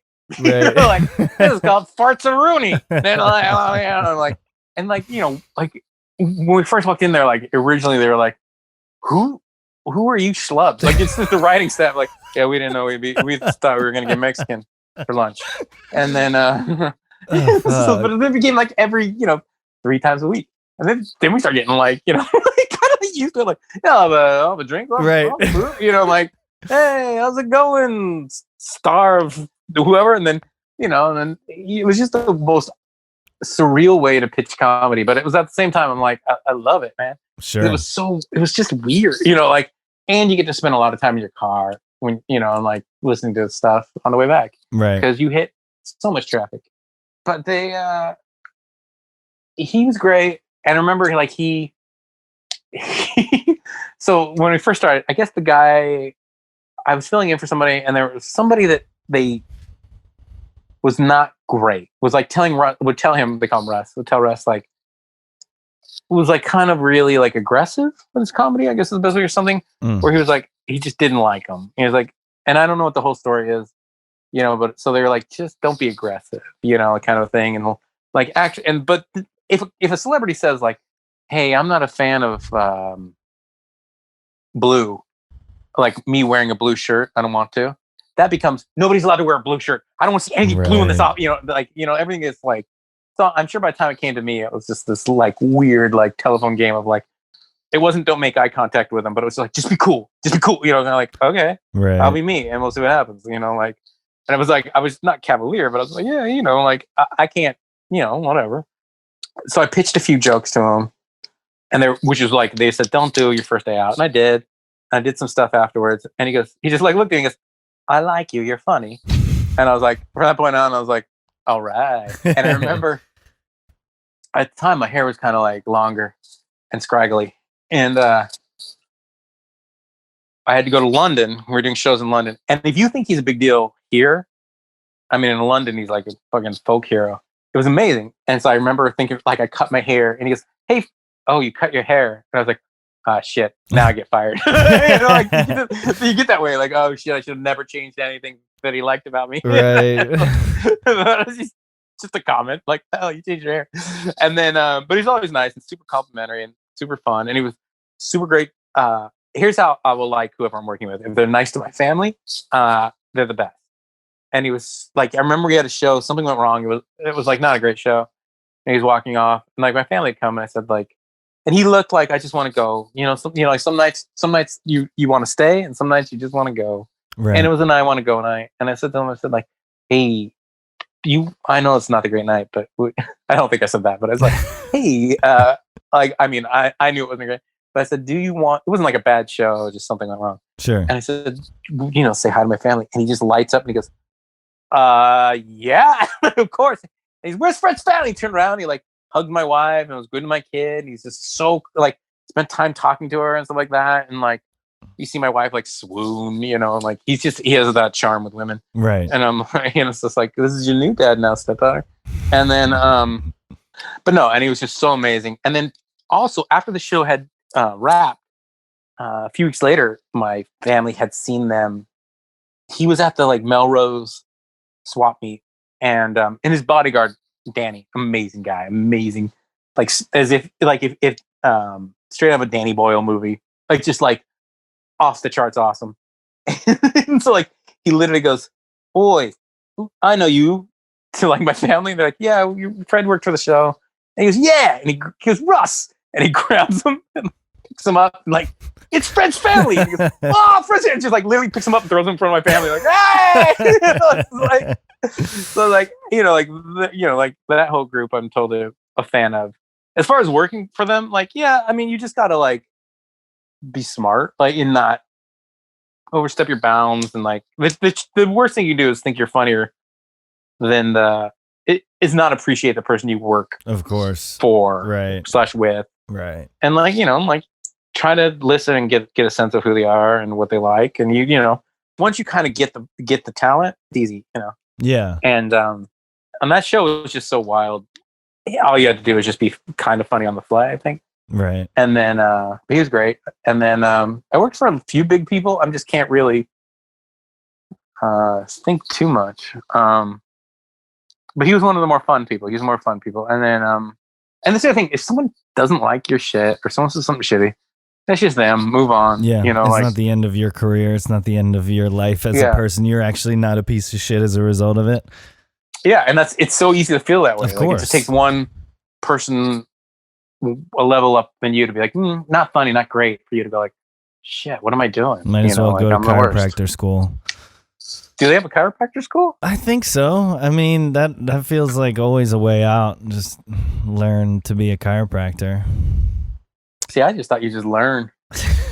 You just get one of those like dangling torsos that's a skeleton, and then you just sort of like osmosis. You know what you're doing. Exactly. I'm not shitting on chiropractors. I love chiropractors. Oh, I'm shitting on them. It's the worst. They're the worst. Well, I'll leave that for you. I'm kidding. I've never been to one. Oh, you got to get to one. How's your back? I don't know, man. I've nurtured a beautiful little hump on the back, and it's nice. Just keep it going. And the loop-de-loop in my spine seems to be fun for everybody. Why? I don't know. Do you have more time, or do we need to wrap up? I can do a little more time. All right. Are you like you're gonna cut this down to like 3 minutes? I'm assuming because I don't know. I'm probably not gonna cut much, man. I'm not gonna cut much. It's weird to say like, what's your advice? And like, I don't know, man. I can tell you all about failure. Well, it's not. I mean, I don't know. I think what I'm more interested in is process. Like, I'm very curious about like because I haven't done anything. I'm very curious to learn like people's fucking processes. Like, do you outline? I mean, you have an idea, right? So I have an idea. My process is different. Most people outline and they say like really nail it down, and I've done it for like when I worked on a Nickelodeon show, everything's outlined and blah blah blah. But for me personally, I just freeform it. Really? And then I know, which is not smart as a writer. So this is what I mean. There's structured writers who go like, all right, let's put it on the thing. And I've been with those kind of guys. And I'm like, A story, B story, blah, blah, blah, blah. And me personally, because comedy-wise, I just kind of freeform it. Like I know where it is, and I know enough about structure and story. And then once I've got like the first draft up, then I kind of go, okay, this needs a story, this needs a this, and there's some bones. But I need to work with something. Right. And I think especially like when I write dialogue and stuff like that, it's funnier for me just to go for it. And then yeah, and I think like some guys are really good at story. And story is and it shows a lot of times like a secondary thing for me. And I've just got like I'm supposed to do like I don't like saying names of the places because it's don't say weird. Names. All right, but I'm just at this place that's fairly big, and they're like, I got hired to write a animation script, but it's like okay, and like and I'm writing like bits and stuff, and like and I've got to pitch them an outline at some point, but I'm like, I'm not sure what the story is yet, but but the bits will help me go like, okay, there's a bigger story here, there's a bigger story here, like right, and so you kind of go from the inside out a little bit. Yeah, that's how I do it, and it's not the smart way to do it, but it's like, but my strengths are character and dialogue, like, then story. Some people they're just like story people, like they can lay it out, and I'm like, okay, and it feels slightly restrictive to me, but it's the smart way to go. But that's just my own personal. But like you wrote something recently, like you wrote a spec, right? Like a sitcom spec. Yeah. You don't get cocky about it. I'm not. No. It's a pilot, and then I'm teasing. Or a spec. I don't know what you call it. It's tough just because you're writing this like self-confidence right there. Thanks, Fred. Easy peasy, man. God, I think my work is done. No, it's a thing where it's like, like you're in the stage, you're sending it out and getting notes and stuff like that. But it's like, what is your process for it? For that one? Yeah. That started with an outline. Really? Okay. Yeah, I outlined. I mean, it's what? I'm joking. I was just shitting on purpose. I mean, it starts with scenes. Like that whole show idea just started with like, what's the show? It's these guys and what's their relationship, whatever. And then like little scenes would appear in my mind, and then I would fit them into an outline, and then yeah. But see, for me, the thing is that where I wouldn't be good about that is what you just said is what I would try to do. I would try to fit scenes into an outline. And once you have an outline, it's sort of like, this is the way, this is the race you run. Like it's all paved way. Yeah. Don't try to retrofit, and I think it's more difficult because you're like, okay, how do we make the scene funny? As opposed to, all right, I'm going to write, but like, this scene's funny. Where does it fit into the overall story? But at the same time, the scene's funny. It doesn't fit. You have to be able to do that. Right. You have to be like, and I think that's the problem about doing this way is like, you actually do like double, triple the work going from my way, going to and but I don't mind that, because I just save all that stuff, and then if something happens with the script, then you have stuff you saved, and you can pitch other jokes, and it becomes other scenes, and then I mean, you're only tied to your outline when you've submitted your outline to somebody else, though, right? I mean, you could still write out a however many scene outline. Yeah, but I also feel like once you set your outline, you know what I mean? Like, if you could, there are people who work on their outline as hard as you work on a script, right. That, so that when they write their script, it's just sort of like, it feels like smooth sailing. Right. But I can't work on a outline like that.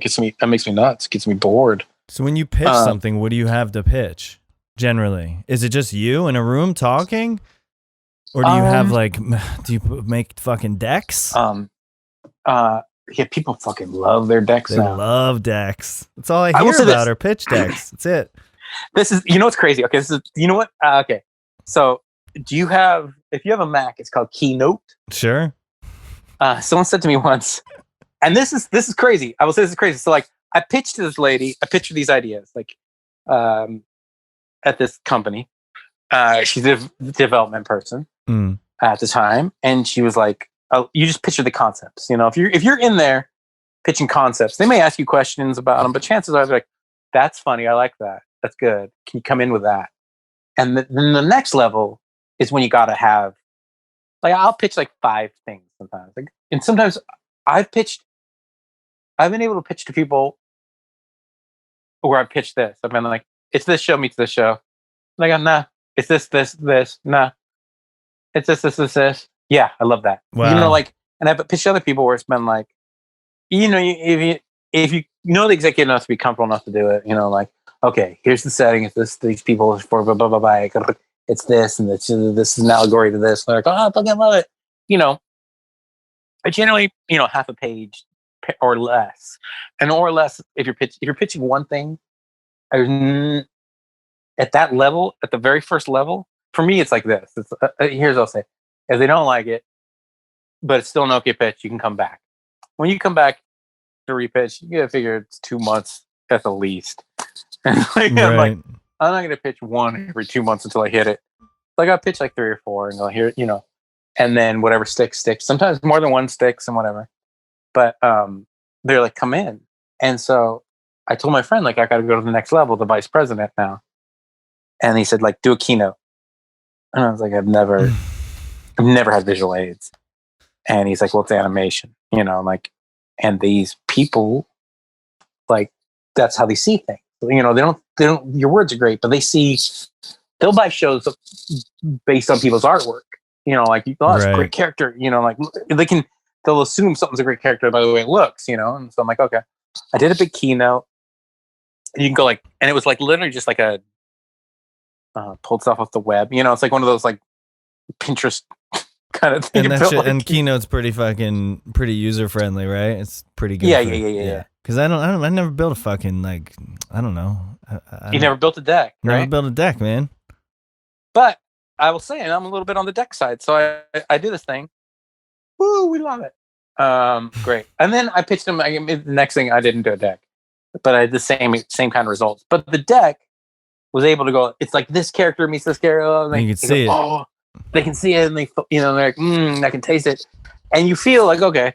But so here's how fucked up I am, though. I'm like, in my mind right now, I'm like, well, how did he actually, like, did he bring in a thumb drive? Did he bring in his laptop? Like, how did who hooked up the HDMI? Like, were they all sitting around, They'll oftentimes say like, oh, let's hook up the HDMI. It's a mess. But I'm saying this is the dumbest, like, hurdle that's 400 steps from now. The shit that I get hung up on. It's like, just build the fucking deck, man. Yeah, build the deck on your computer figure out first. how to show it to them on the day. Like, that's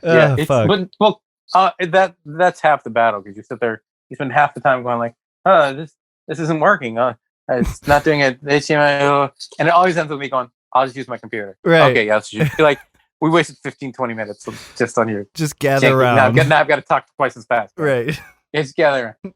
And so you can't see this 15-inch retina screen. Yeah, come on, guys. So then there's a picture of my kid, and here we go. Right. So then, so then I just pitched another show to this company, and they were like, "We love this idea," but I pitched it to a production company to go out with it, together. And the production company was like, "Well, we need a deck." Like, okay, and they're like, "We'll be on the deck." Like, production companies love to be like, "We're the deck company. Don't you worry about that." And it's like, Right. okay, you're gonna turn the background yellow and put in the same pictures I would, but like they love it. People, if someone loves doing your deck and they're gonna do a deck for you, let them, man. Please. And then I gave them notes. That's the other thing. Young me would have just been, I guess it's fine. Right. New But me now is you're like, I can give fucking notes on this deck. right? Like, hey guys, I know I'm not like do as I say, but I'm like, Sure. Look, here's what I would do for here because of this. It's up to you. Well, it's just confidence that you've built over fucking 20 years. Yeah. And so, so then by the end of it, you're like, yeah, I can get behind this. Right. And then we pitched it. It was funny because then, we love it. We love the deck. We love this. We pitched it to a kind of a big network thing. And they were like, oh, great. Can you get us a 1 page? Right. Fuck.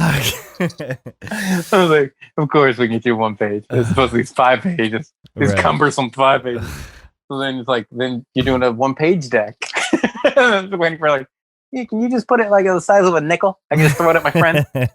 And, and the reason I recommend doing a deck, if you're just pitching a show, if you're pitching a script, why would you do a deck? So sorry. So wait, so the deck obviously would preclude writing the script. So like once you've the script written, that's it, right?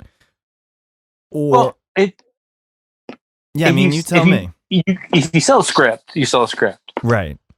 But if you sell a show, you don't know what the pilot's going to be. You don't know what the script's going to be. If you sell a show based on a deck, or if you sell a pilot or a script. If you sell a script, that's the show for you. Like that's probably what they'll make. That's probably what they'll work on. We love the script. Right. That'll get you all your work. Right. But if you go and you go like, I'm going to pitch some shows to like an animation company or this company or whatever company, like the first thing, if they buy a show based off your pitch, the next level is development. Then you go into development and then you write your pitch Bible for the next level, blah, blah, blah. Right. And then you come up with concepts come up with your theme, what's your show and a one-liner.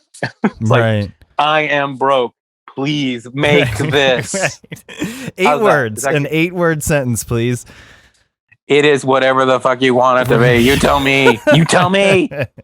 And then you got to make your episode. You got to write your episode like concepts, and then it's like because and everyone wants to weigh in on some level, and you got to just be like, yeah, it's great, instead of like, fuck you, that's not my character. It's like, okay, yeah, what, I'm like, they just want to be able, if it sells, to be like, yeah, I helped them out on all of it, like, right. I'm cool with that, Of course.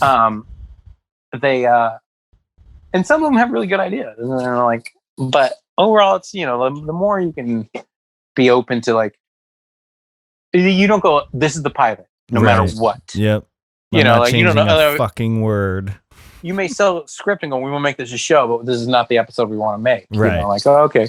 But I remember once, this is another one of my great stories, and it's best not to say no flat out. Like, don't say the word no. Ever. You can say like, almost ever. Yeah. You can say like, if they pitch like, what if they all had hats? Go, oh, that'd work out great. Oh, but what if they had the hats, but then it got in the way of this scene? So like, we may want to save the hats for episode. Like, figure out a way not to tell someone fuck off. Yeah. Like one of my favorite things that the first show I sold was to Sci-Fi Network when they were like, we want to break into late night animation and do like, at the time Adult Swim had just happened and like C-Lab 2021 all stuff. Right. So like I pitched the show. They went crazy for it, and we take an old anime and redub it. Oh, that's awesome! And at the time, this gives you the date of it. Well, I mean, it's been done to death nowadays. So back then, it was like cutting edge. And they were like, "Give me, you want Robotech? You want like all these like iconic anime things, like Battle of the, just crazy." At one point, they were like Dragon Ball Z, and I'm like, we can't take like ones that are like super iconic and redub it. Right. It's like. they're still going. B, they have a fan base that'll fucking savage it. Totally. So like, so there was this one I found. It was an offshoot of Robotech. And the pitch was, it was a guy who was a pilot who drove a plane and it would transform into a robot. So it was Robotech. It was one of the Macross 7, I think, or something like that. But it's so late down the thing, it was like this insane, no one cared about it. Right. So like, we'll take this one. And I said, and it was a scene where he's just playing guitar and stuff. That was the main character's thing. He had a guitar and crazy hair. And at the exact same time, Corey Feldman, before he went full nuts, was trying to do a band. And this is, I would go watch. I was like, holy shit! Like this. So, and he was always promoting his band. This is somewhere in the 2000s. Sure, and, I remember that era. Like, yeah, there was a Tower Records, and he performed there. I remember seeing him, and he treated it like, ladies and gentlemen, it was so awesome. Like, and it was like, just like 3 people standing there, like, but he acted as if it was like a stadium, and it was just everything about it was like kind of gothy weirdness. It was weird, but I was just like, I was in love with it because it was pure in its own weird insanity. Earnestly, it was like, but like earnest insanity. You know, it wasn't just like I want to be loved. It was like I'm in a different world, and it's like he saw the world differently. 100%. Yeah. And I was like, I'm in. I'm fucking in. And so then I came back and I pitched a sci-fi. I go, okay, this is Corey Feldman. It's actually Corey Feldman. And there's a scene where, like, in the cartoon where the guy, like, falls through the ground and, like, comes back up. And I go, he falls through the ground where he's buried alive for 200 years. And he comes up. It's the future. And his job is he has to drive a robot and shoot people, but he's just trying to get his band together. He's just trying to start he's still trying to get his band. So there's always he's always been guitar and he's always pitching songs in the middle of like battles and stuff. Because the thing was like he's just this cool guy in his like pilot, blowing up people playing guitars. So it's like, and everyone else is his band, but they all work blowing shit up. And they were like, "Oh, it's fucking great!" And I was like, I played them music, and I played them interviews, and they're like, we're doing this. And then, so it got really far and they were like prepping to go out to him. And then the animation company like pulled the plug on it because we had to get approval. The American people, the distribution company is like, yeah, we love this. But the Japanese, in Japan, if you create it, you have final say on anything. Right. And the creator was like, fuck you. It's like, luckily before we went out to them, like we got the FU. And I remember like everybody at Sci-Fi was like loving it. And they had just gotten this new CEO who was like Hollywood as you can get. So then they're like, well, let's find a new show. And I found one that we got to pre-approve, but it was totally different. The concept was like so different. And he was like, dude, I heard about this. I totally get it. I fucking love it. And this is everybody's in this meeting because he's the new CEO. Right. There's like the president, the vice president, the secretary. And I'm like, okay, like people from 4th floor.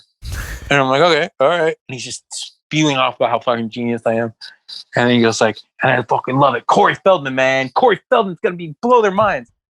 Enough time had passed now where Corey Feldman, it's been another 6 months, went from like hilariously awesome to like, oh, there's something not quite right. And he had done a few things like not great. And I was like, and it's not the only reason I would have done that is because it was a parody of Corey Feldman's life that matched this perfectly. And it, but like the new animation didn't match. So I said to the guy, this is the weirdest thing. Like literally, like that's fucking genius. And he goes, Corey Feldman. I go, oh yeah, no, Corey Feldman's not right for this new version. Like, no, well, no, you think of the old one. And he goes, what do you mean? I go like, well, no, this is a different story. It's this one. And it's just Corey Feldman's not right. And he goes, so you're saying no? I go, I go, I guess so. Yeah, no. And he goes, okay. All right. Meeting over, everybody. Meeting over. Everybody out. And I was like, oh, God. Wow. There's a lesson. There's a lesson. I mean, this show still went on, but it was not the love that. Oh, well, the show still went on, though. Yeah, there you go. Well, but like, that was my big lesson in like, just say like that would be awesome, and Right. they'd tell Just be me, like, yeah, that'd be great. And I don't know how this would work, but well, then like future Fred would have gone like, sure, man, let's go for it, and then Right. been like, we reached out, he can't do it, right. Totally. So, but yeah, That's fucking fantastic advice. yeah, man. That's just like I said, like I only know failure. He says as he has a show going and other shit in development. But they're all gonna like. I go into, it's like the samurai that wins the battle has already walked onto the battlefield, is already dead. Like, you know what I mean? Like, I just walk on going like, yeah, okay. Like, hey man, you're a billionaire. Sure, okay. Like, I have been told like several fucking times, pardon my language, like, you're gonna be a millionaire. Like, I remember I sold a show, a friend of mine and I came up with this like animated show, and we had MTV and Cartoon Network fighting over it. Wow. Like, apparently I had friends that worked at Cartoon Network, and the head of that thing was running around going, does anybody know Fred Belford? Does anybody know Fred Belford? They go, call him right now and tell him he's got to come with us. And my agent at the time was like, shit. Like, and they were like, you're going to be the next South Park. We're pairing you with South Park. And then MTV was like, hey, we got MTV2. We're here's $40, and then, and I was like, oh my God. So we sold it and we went with, to be the next South Park. And we're like, shit, we're going to be rich. And it was this weird, like, literally, it went from, you're the greatest thing ever. We wrote a script where our agent was like, you guys, this is one of the funniest scripts I've ever read. And like, like, he was not just trying to blow smoke. We were so proud of it. And it just sort of like, the guy who was the head of it, the vice president, was reading it, but he's like, I'm going on vacation. I'll take it with me. Like, just this weird momentum thing. And it just sort of tapered off and fizzled. And we're like, so we don't have no show? You loved it so much. What the? And it's like, I didn't think it was going to be this. It's like, this is super fucking funny. It's like, well, I don't think it's funny. Okay. Like, right. Like, okay, well, maybe you don't read it when you're on the fucking beach. And then, but it's these arbitrary things that are so far out of your control that dictate so much of your career, basically, no matter where you are in your career. Yeah. And I'm sure, but other people have, if I had like muscle, like real muscle, like, oh, he's got a show on this, and they'd probably be a little more like, like, well, we got to give him this show. Like I've lost shows to people because like, oh, this guy had this show. I was like, that show sucked, but it's like they had that show. He had that show. And that's a big deal. And gosh, I mean, I can just tell you millions of things like that. Like every show where it's like, you're like, one time I sold a show to G4, walked in the room. I was just with these brand new managers. They loved it. And they go like, we fucking love it. And I was like, we want to do this. We're going full board. And I walk up to me and I go, did we just sell this in the room? They go, we just sold this in the room. That's fucking amazing. They're like, we'll talk to you next week. Okay, great. This is amazing. Within the week, it was this big announcement. All of a sudden, nobody knew about it. G4 is being canceled and being replaced with like a new format where it's just cars. Right. Like, we're just the all dudes network, but we just watch cars and bikinis. I'm like, there's no more comedy. Right. What else? I sold the show to an animation network, with a very popular sponge, and then they're like, this lady's like, I fucking love it. It's great. Goes, and then development one by one. Like, so she left company. I'm like, okay. And then, so who do I go to now? Oh, I'll go to this person. This person leaves the company. Okay, who do I go to now? You got to go to the head. The head, he's no longer with this company. And I go like, well, who do I talk to? And they're like, well, there's no really development, no one in development right now. So just tight. Fuck. So finally they moved some guy over and he's like, hey, what do you got? And I was like, it's something that everybody else is excited. Like, it's like, it happened to me so many times. Yeah. Like, and I remember, so that story was like, so I go into this other animation company that's my dream company. And this guy goes, I fucking, like, I love this. This is great. I'm doing this, developing something for him.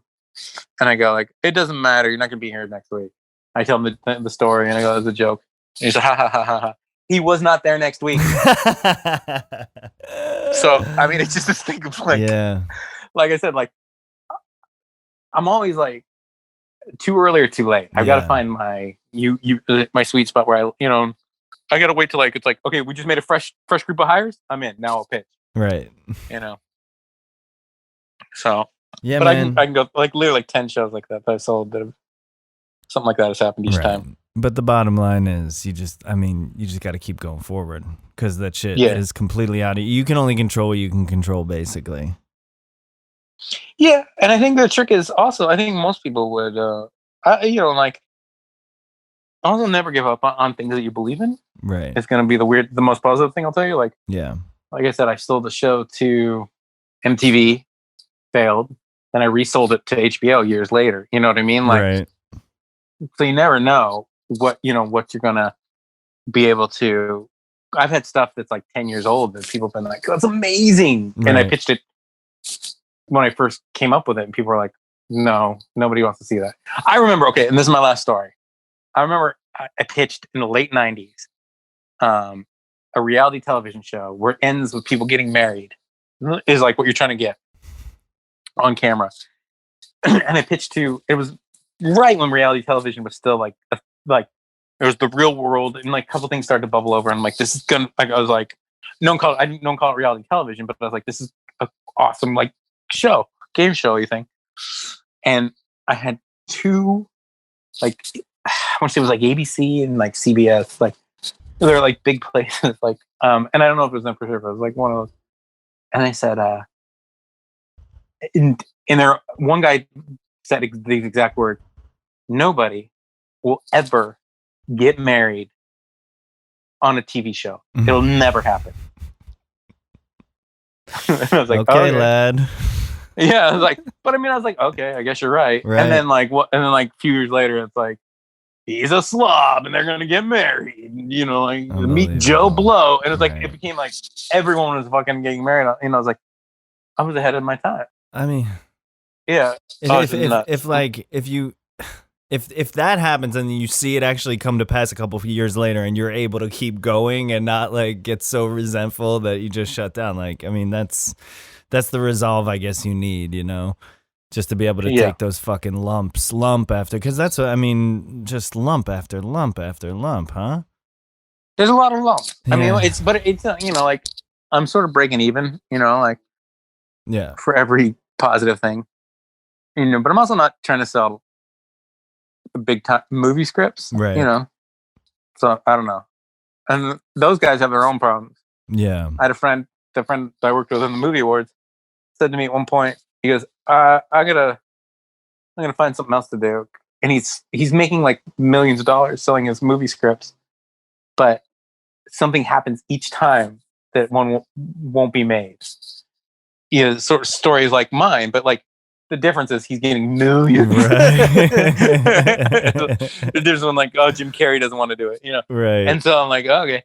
And then so it's a different set of problems wherever you are. And it's just a matter of like what you can take. And he reinvented himself and has a crazy successful thing in entertainment right now. So that's awesome. With books and stuff. That's awesome. Yeah, man. Success breeds success. Momentum breeds momentum. Right. Keep pushing forward. Just keep pushing forward. One foot in the front of the other. One day at a time. Yeah. Keep coming back. You got to take your excuses and not do them, and make your excuse list and cross them off. Because like, nobody gives a shit if you have to stay up all night with and wake up early for a kid. Nobody cares. Nobody cares. Nobody cares. You're not gonna be able to say like, oh, I had a real busy week with my kid. Script would have been better if I wasn't awake. Yeah. Nobody gives a fuck. You guys, I wouldn't make this deadline, but you know, first grade, you know what that's going to be like, right? Gonna buy a backpack this week. Yeah.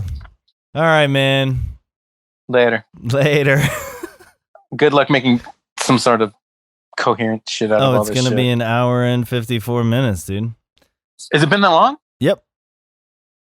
Oh, man, I don't have this kind of time. I'm just going to put this shit up there. I left my kid in the bathtub. All right, Fred. All right, Nick. Good luck. Hopefully I see you soon, buddy. Good luck tricking people into listening to this, and hopefully someone just gives you a job out of it. Thanks, man. Talk to you soon. I'll talk to you later when we're not recording ourselves. Bye. Yeah, right, bye.